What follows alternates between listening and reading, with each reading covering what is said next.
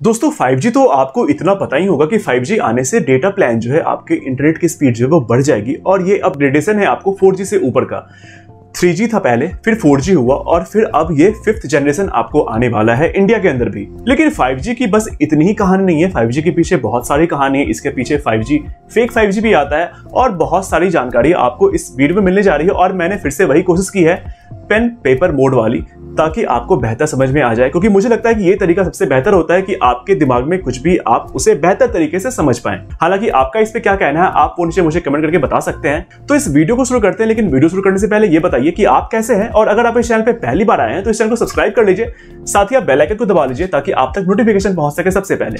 नमस्ते दोस्तों, मेरा नाम है शुभम और आप देख रहे हैं टेकरी, और आपकी इजाजत के साथ आज की कथा प्रारंभ करता हूं। दोस्तों 4G के साथ 4G LTE हम लोग बोलते हैं और 5G में 5G NR बोलते हैं। यहाँ पे LTE का मतलब होता है लॉन्ग टर्म इवोल्यूशन और यहाँ पे 5G NR का मतलब होता है न्यू रेडियो। और 5G की जो बैंड की कैटेगरी है उसे दो पार्ट में डिवाइड किया गया है। आइए हम लोग जानते हैं इसे। अब जैसा कि मैंने आपको बताया कि 5G NR बैंड को दो कैटेगरी में डिवाइड किया गया है, तो मैं वो आपको यहाँ पे बना के दिखा देता हूँ। ये मान लीजिए कि आपका एक फ्रीक्वेंसी का ये आपका एक लाइन है और यहाँ पे डिफरेंट फ्रीक्वेंसीज यहाँ पे लाइज कर रही हैं।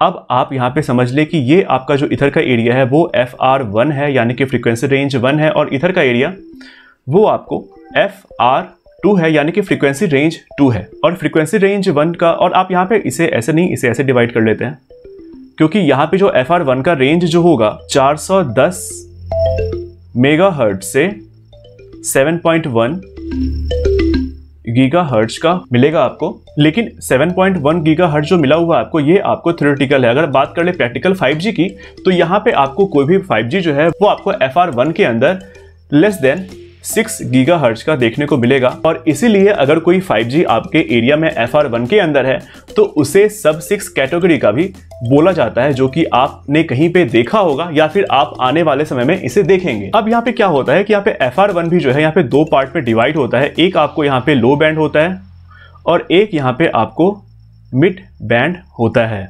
और ये जो आपका डिवाइडर है यहाँ पे ये होता है 1 गीगाहर्ट्ज का, यानी कि 1 गीगाहर्ट्ज से जो भी फ्रीक्वेंसी लेस देन हुई वो आपको लो बैंड के अंदर आता है, और जो भी इसके ऊपर वाला होगा वो आपको मिड बैंड के अंदर आएगा। अब कोई भी फ्रीक्वेंसी आपको लो बैंड के अंदर है 5G की, तो आप ये समझ लीजिए कि उसका डिस्टेंस जो है, डिस्टेंस जो कवरेज होगा वो काफ़ी ज़्यादा होगा, लेकिन वहीं पे आपको डेटा स्पीड जो है वो आपको बहुत कम देखने को मिलेगी, क्योंकि 4G का जो फ्रीक्वेंसी रेंज होता है वो इन दोनों के बीच में कहीं लाई करता है। और वहीं पे आपका 5G जो है वो आपको कुछ ऐसा देखने को मिलेगा। यहाँ पे आप देख सकते हैं कि 5G का बहुत ही वाइड रेंज है बैंड का, और अगर आपके एरिया के अंदर लो बैंड वाला 5G है तो आप समझ सकते हैं कि आपके एरिया में हो सकता है कि आपको लेस देन स्पीड जो है 4G से देखने को मिले। अगर 4G की स्पीड आपकी जैसी आ रही है, हो सकता है कि 5G के अंदर आपको स्पीड वहाँ पे कम देखने को मिले। इसीलिए इस लो बैंड वाले 5G को हम लोग बोलते हैं फेक 5G, क्योंकि आपके फोन के अंदर जो ऊपर नेटवर्क का सिंबल दिखाता है वहां पे आपको 5G तो लिखा हुआ मिलेगा, लेकिन 5G के साथ साथ यहाँ पे एक छोटा सा E लिखा हुआ मिलेगा। तो ये आपका आता है फेक 5G के अंदर, जिसको कि लोग फेक 5G बोलते हैं। लेकिन आपके फोन के अंदर जो यहाँ पे 5GE लिखा हुआ है, लेकिन इसका मकसद क्या था? अगर ये 5G आपके एरिया के अंदर लॉन्च हुआ तो इसका मकसद क्या रहेगा? इसका मेन पर्पस ये होगा कि आप बस 5G में एक नई जनरेशन में आप स्विच कर सकें। सीधी सी बात है कि अगर आपने 1 साल में 1.5 साल में आपने 5G फोन ले लिया, लेकिन आप कहीं पे जा रहे हैं वहां पे आपको 5G देखने को नहीं मिलता है, तो ये थोड़ा सा डिसअपॉइंटिंग होगा, डिसअपॉइंटेड आप हो जाएंगे। इसी वजह से किसी एरिया में अगर 5G नहीं है तो वहां पे इस 5GE को लॉन्च किया जा सकता है। बात करेंगे मिड बैंड की भी, लेकिन उसके पहले हम लोग देख लेते हैं FR2 की। और FR2 ही जो है आपका, वो आपका आता है जो आपने बहुत बार सुना भी होगा, MM वेव, वो आपका FR2 ही होता है। यहाँ पे ये आपका 7.1 तक था, और ये जो शुरू होता है ये आपका शुरू होता है 24 गीगाहर्ट्ज से, और ये जाता है आपको लगभग 100 गीगाहर्ट्ज तक इसकी फ्रीक्वेंसी रेंज है। लेकिन जो आपको मोबाइल फोन्स के अंदर देखने को मिलेगा वो आपको 25 गीगाहर्ट्ज तो होगा ही, लेकिन आपको मैक्सिमम रेंज जो है वो आपको 39 गीगाहर्ट्ज की देखने को मिलेगी। और जो ट्रू 5G है ना, वो आपको इसी FR2 में देखने को मिलेगा। यहाँ पे आपको स्पीड जो है वो आपको काफ़ी बेहतर देखने को मिलेगी, जिसको कि आप ट्रू 5G बोलते हैं। अगर ये आपके एरिया में कहीं लगा हुआ है तो आपको बहुत बेहतरीन स्पीड मिलेगी। अगर आपका कोई केबल वाला कनेक्शन है इंटरनेट का, तो उससे भी बेहतर स्पीड आपको इसके अंदर देखने को मिलेगी।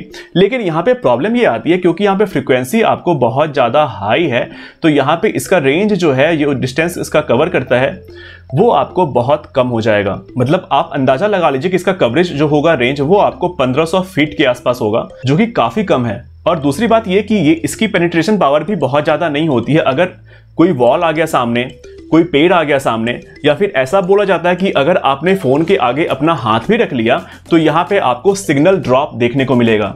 अब इसकी वजह से क्या होगा कि आपको यहाँ पे, अगर आप चाह रहे हैं कि आपके एरिया में ढंग से कवरेज आए, तो आपको यहाँ पे लगाना पड़ेगा छोटा छोटा टावर। जैसे कि मैं आपको यहाँ पे बताऊं, अगर आप यहाँ पे खड़े हैं, ये आपका वॉल है मान लीजिए, और आप यहाँ पे खड़े हैं और आप कहीं पे बात कर रहे हैं, ये आपका फ़ोन है, और यहाँ पे लगा हुआ है एक 5G का नेटवर्क, 5G का टावर।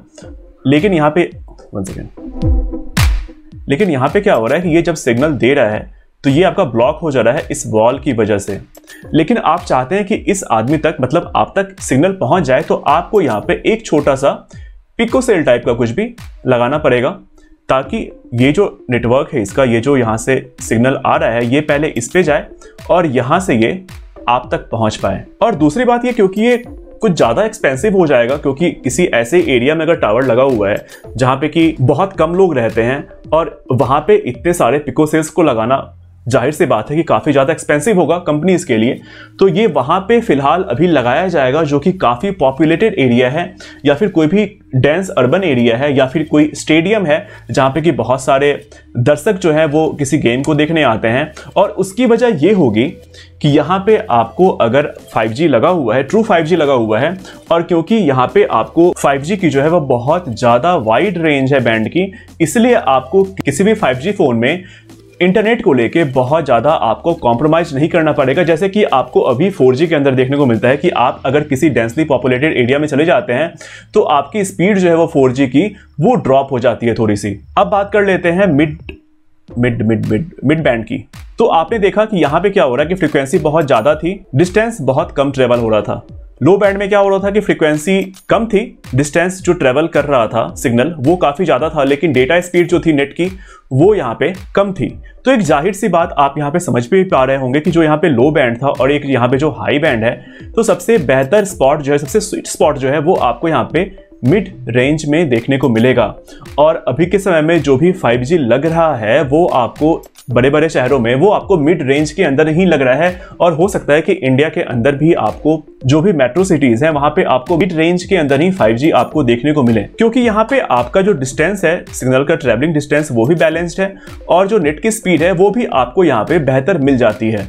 अगर बात कर ले स्पीड की, नेट के स्पीड की, तो यहाँ पे आपको 100 से 900 Mbps की स्पीड आपको अपने डिवाइस के अंदर देखने को मिल सकती है, जो कि आप समझ सकते हैं कि काफी ज्यादा है। अगर इतनी बातें आपको अभी तक बेहतरीन तरीके से समझ में आ गई है, तो अब यहाँ पे आप जान पाएंगे SA और NSA, अगर आपने कहीं पे इसे पढ़ा होगा, या फिर अगर आपने नहीं पढ़ा तो आप आने वाले समय में इंडिया के अंदर भी देख पाएंगे कि आपको SA और NSA 5G देखने को मिल जाएगा।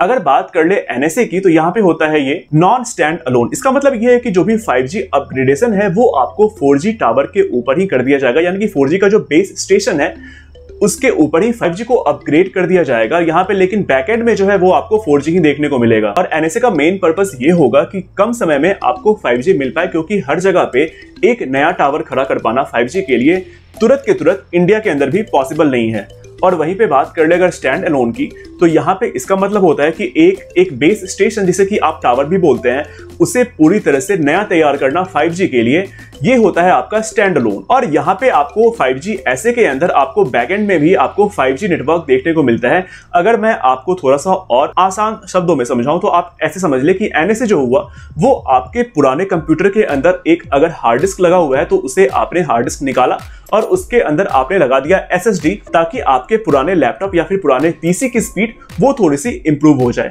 वहीं पे बात कर ले अगर ऐसे की, तो यहाँ पे कुछ नहीं, आपने पूरा लैपटॉप ही चेंज कर डाला। तो यहाँ पे आप ऐसे समझ ले कि ये डिफरेंस है ऐसे और NSA 5G के अंदर। तो मुझे लगता है कि अगर वीडियो को आपने यहाँ तक झेला है, यहाँ तक आपने समझने की कोशिश की है, तो आपको बहुत कुछ समझ में आ गया होगा। और अगर आपको ये वीडियो अच्छा लगा है तो आप इस वीडियो को लाइक कर दें, अपने दोस्तों के साथ शेयर कर दें और इस चैनल को सब्सक्राइब कर दें। मिलते हैं फिर से किसी नेक्स्ट वीडियो में नए टॉपिक के साथ, तब तक के लिए थैंक यू, धन्यवाद।